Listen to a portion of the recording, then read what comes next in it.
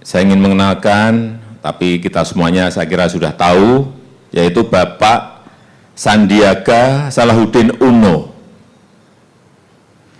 Beliau adalah dulu Wakil Gubernur DKI Jakarta, Ketua HIPMI, dan saat ini beliau akan kita berikan tanggung jawab untuk memimpin Kementerian Pariwisata dan Ekonomi Kreatif.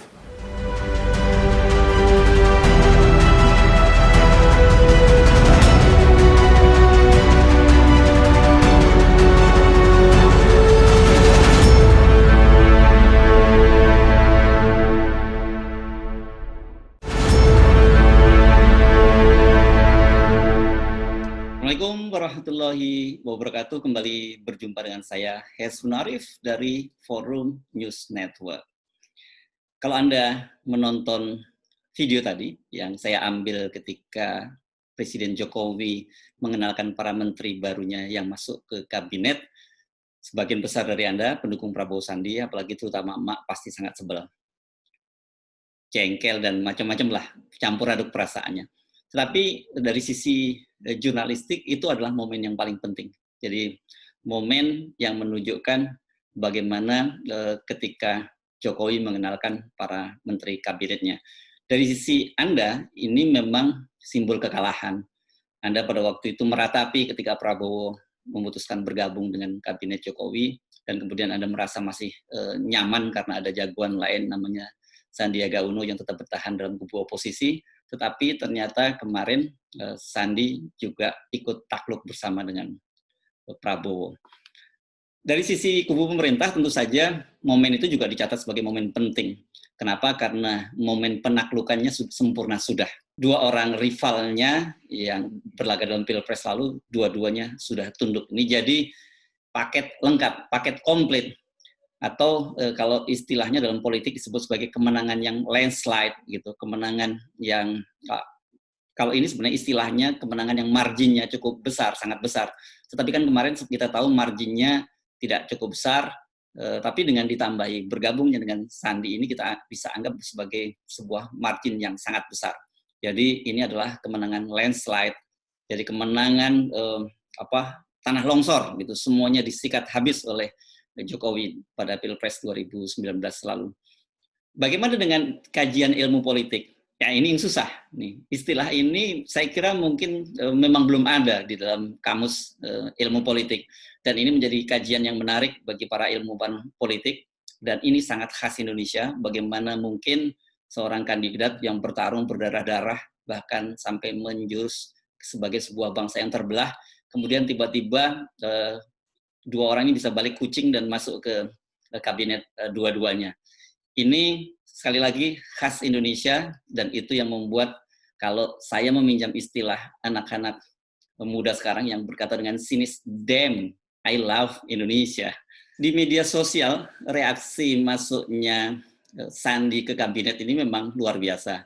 Terutama dari kalangan mak-mak, itu makian, sumpah serampah, dan sebagainya. Itu udah pokoknya nggak kehitung deh bagaimana suasananya. Yang juga lebih menarik adalah meme-meme bermunculan. Dan tentu saja yang tidak kalah menarik adalah munculnya video-video dan foto-foto saat Prabowo dan Sandi menerima sumbangan uang receh di dalam kantong plastik gitu. Jadi ini memang video dan foto-foto yang sangat ikonik begitu. Saya sendiri setidaknya mencatat dua peristiwa yang sangat menarik itu. Salah satunya terjadi di stadion di Sidoarjo, Jawa Timur, dan ketika Prabowo bertemu dengan para pendukungnya di Padang, Sumatera Barat. Padang ini memang salah satu, maksud saya Sumatera Barat ini memang salah satu basis yang sangat kuat pendukung Prabowo Sandi pada Pilpres lalu. Foto-foto itu menyebar dengan berbagai komen gitu, dan saya bisa memahami kalau kemudian ini foto-foto ini membuat sesak dada para mak-mak terutama, karena pada waktu itu kan bagaimana mereka mengidolakan Prabowo Sandi, dan saya membayangkan kira-kira rasanya pasti lebih parah dibandingkan orang yang putus cinta atau patah hati. Kalau digambarkan skalanya sekali, saya kira mungkin kan selama ini kita mendengar istilah daripada sakit gigi lebih baik sakit hati. Tapi kalau sekali ini gabungan itu antara orang sakit hati, patah hati, dan kemudian sakit gigi. Jadi memang luar biasa sebelnya itu. Tapi kalau saya boleh menyarankan gitu, sudahlah lupakan Prabowo Sandi, ikhlaskan saja. Kenapa? Karena kalau kita melihat foto-foto di media sosial Sandi maupun juga video-videonya, sebenarnya Sandi itu sudah happy di alam sana, di dunianya yang saat ini gitu. Misalnya kita lihat di media sosial, di Instagramnya Sandi ini, dia sedang berfoto dengan Wakil Menteri Angela Tanusudibio, Wakil Menteri Pariwisata ini. Anaknya Taipan Hari Tanusudibio, pemilik MNC. Dan kalau kita lihat coba ini, foto Sandi ini tersenyum lebar gitu. Dan jujur kalau Anda mau objektif, senyumnya tetap menawan gitu.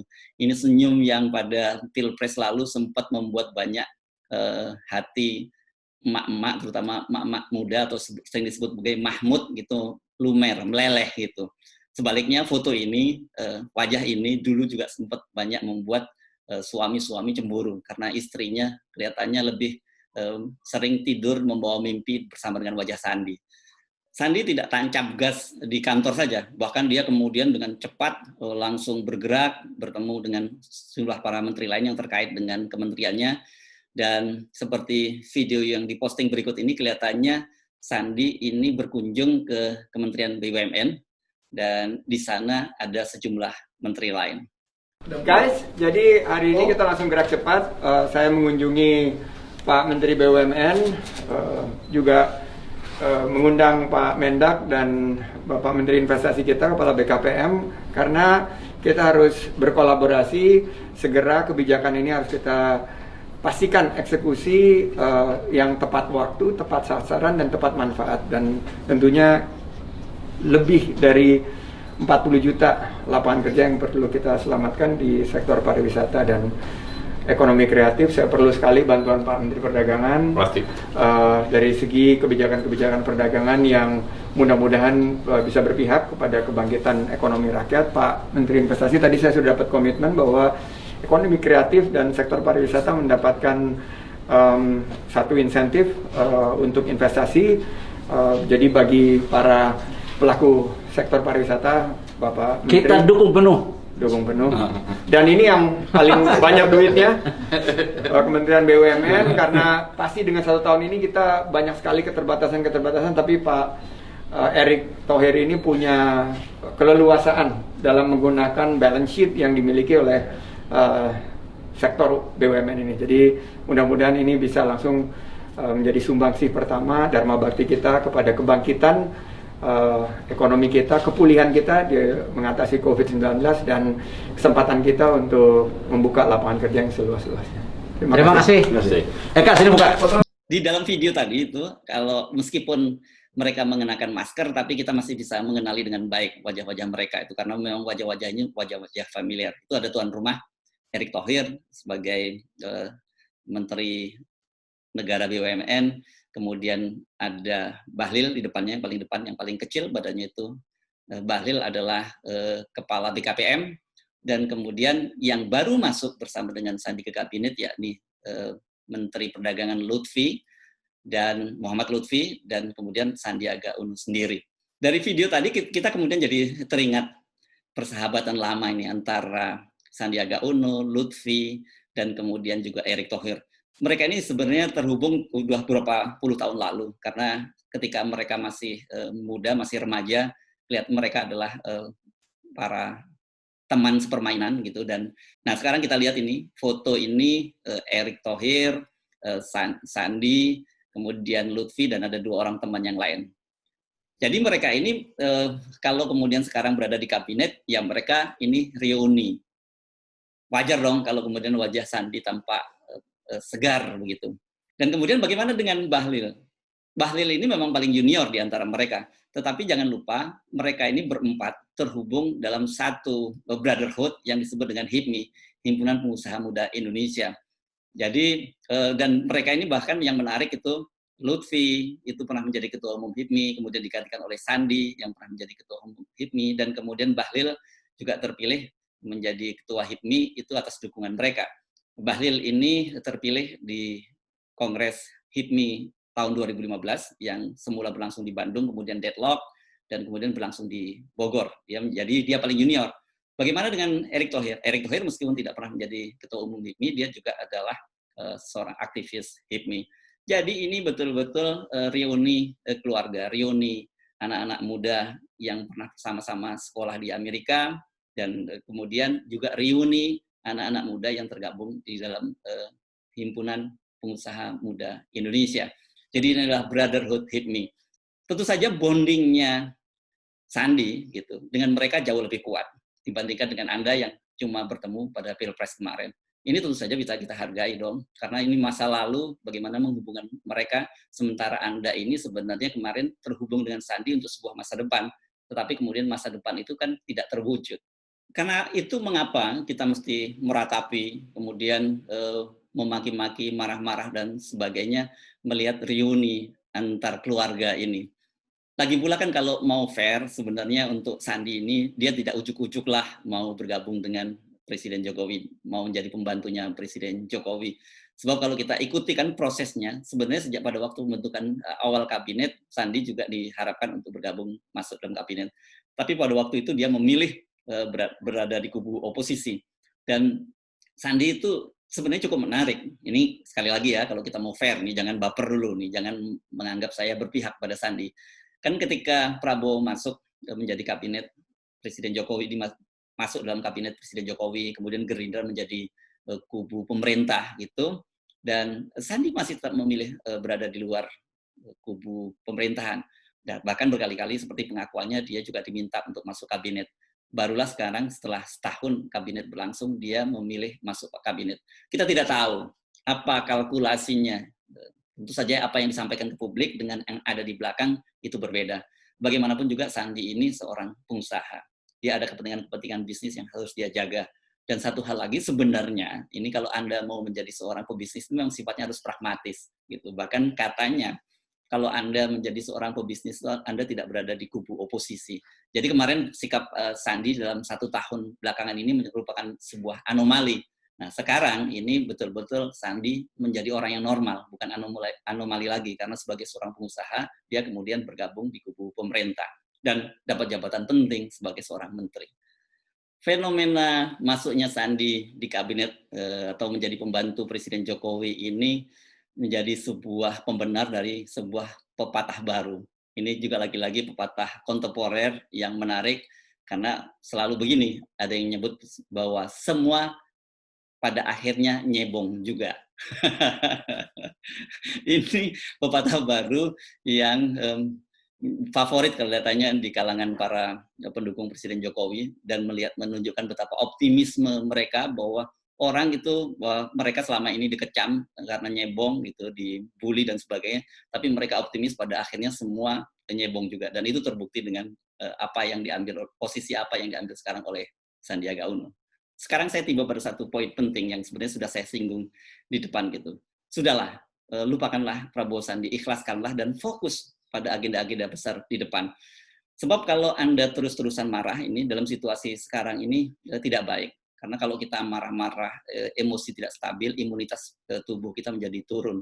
Padahal sekarang kan COVID masih mengancam, angkanya semakin tinggi gitu. Berikutnya, kalau kemudian Anda marah-marah, apalagi melalui media sosial, dan kemudian ada yang tersinggung, kemudian Anda dilaporkan kepada polisi, urusannya bisa panjang. Anda bisa terkena undang-undang informasi dan transaksi elektronik. Ini serius urusannya. Anda bisa jadi masuk penjara kalau tidak hati-hati. Jadi lebih baik fokus. Apa sih agenda kita yang penting sekarang? Tentu saja yang ada di depan mata ini berkaitan dengan korupsi bansos. Ini serius loh persoalannya. Seperti saya sebut kemarin, ini gila dan sadis, apalagi setelah ditemukan audit dari BPKP. Angka yang sampai kepada rakyat miskin ini tidak lebih dari 140 sampai 150 ribu. Ini kan soal serius, gitu. Apalagi kaitannya dengan posisi Juliari sebagai bendahara PDIP. Kan tentu orang boleh dong kalau curiga kemudian ini jangan-jangan uangnya tidak hanya dinikmati Juliari karena angkanya terlampau besar, gitu. Jauh lebih besar dari sekedar angka 17 miliar. Gitu. Jadi ini bisa saja mengalir ke partai politik. Ini dugaan-dugaan semacam ini muncul, tapi tentu perlu dikawal. Gitu. Apakah kemudian itu bisa dibuktikan peradilan, atau kemudian ada keinginan, ada political will dari KPK untuk lebih serius menangin kasus ini, mengungkap korupsi-korupsi ini sampai tuntas, gitu, diselidiki sampai sejauh mana kaitannya dengan partai dan sebagainya. Fokus kedua yang tentu saja saya ingatkan di depan mata ada persoalan juga serius yang sekarang disebut sebagai extrajudicial killing, jadi berkaitan dengan tewasnya 6 orang anak muda FPI di kilometer 50. Ini kan juga persoalan yang serius, ini bukan persoalan semata-mata FPI atau apapun, jadi ini adalah persoalan kemanusiaan, karena kalau ini tidak kita kontrol, tidak kita kawal, ini juga bisa menguap begitu saja. Jadi soal-soal ini yang menurut saya jauh lebih penting daripada Anda ngomel-ngomel memaki Sandi gitu. Dan yang lebih penting lagi, itu saya kira kalau yang tadi itu adalah agenda-agenda jangka pendek, tapi agenda jangka panjang adalah bagaimana memperkuat oposisi. Kita tahu kan sekarang dengan situasi saat ini, oposisi sangat lemah. Hanya ada partai di parlemen, ada PKS dan Demokrat. Sementara kan kadang-kadang Demokrat ini sering abu-abu. Ini mohon maaf nih teman-teman Demokrat, tapi saya sendiri kadang-kadang bingung dengan manuver politik teman-teman ini, karena kalau kita ingat kan sejak awal ketika pembentukan kabinet lalu ketua umum Anda Agus Harimurti itu kan sering merapat ke istana gitu. Kita tadinya menduga-duga bahwa Anda Demokratnya akan bergabung di istana, tapi kemudian ternyata tidak. Ini kan sebenarnya membingungkan. Kalau mau sebenarnya Anda firm dalam situasi sekarang, ambil posisi yang tegas gitu bahwa Anda bersama oposisi. Jangan mikir lagi masuk kabinet. Kenapa? Karena sebenarnya menjadi oposisi tidak kalah mulianya, dan kemudian dari sisi kalkulasi politik itu pada pilpres atau pemilu yang datang itu bisa sangat menguntungkan kalau posisi Anda jelas. Tapi kalau posisi Anda abu-abu itu tidak akan menguntungkan. Seperti saya sebutkan, karena posisi di parlemen ini oposisi lemah, jadi kita perkuat. Gitu. Kita harus memperkuat, kita mengawal, dalam bahasa yang lebih konstruktif disebut sebagai mitra pemerintah yang kritis. Gitu. Ini bahasa khas Indonesia.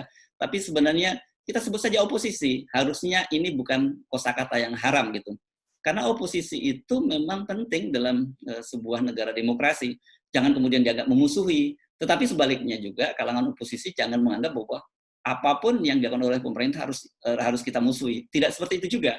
Kalau benar ya kita akan benar, kalau kemudian salah kita akan salah. Itu sebuah sikap yang adil yang selama ini kita tuntut dari pemerintah agar bersikap adil.